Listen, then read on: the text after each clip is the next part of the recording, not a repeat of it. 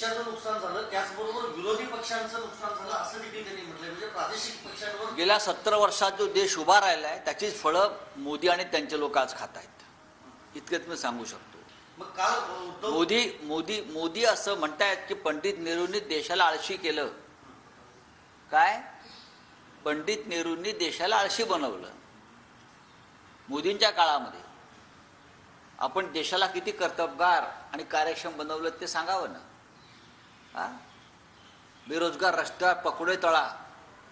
बेरोजगारांना पकोडे तळण्याचाच आपण सल्ला देताय.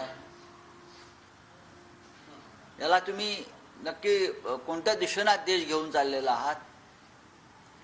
80 कोटी जनतेला, गरिबांना आपण 5 किलो धान्य फुकट देत आहे.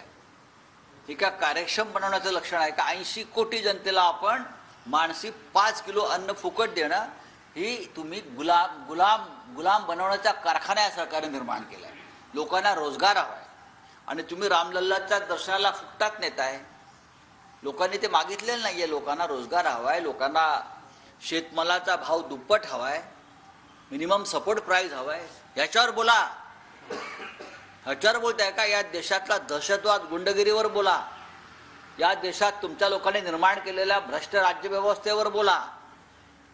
या देशामधल्या लोकशाही संस्था, संविधानिक संस्था ज्या पद्धतीने तुम्ही खतम करताय त्याच्यावर बोला. जर नेहरूंवरती हा आरोप होत असेल तर मोदींनी देशाला गुलाम केलेला आहे. 80 कोटी जनतेला 5 किलो फुकट धान्य देणं ही लाच आहे.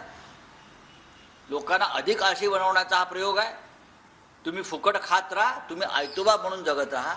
बरं का, आम्ही तुम्हाला फुकट देऊ आणि आम्हाला मत द्या. हे नेहरूंपेक्षा भयंकर आहे.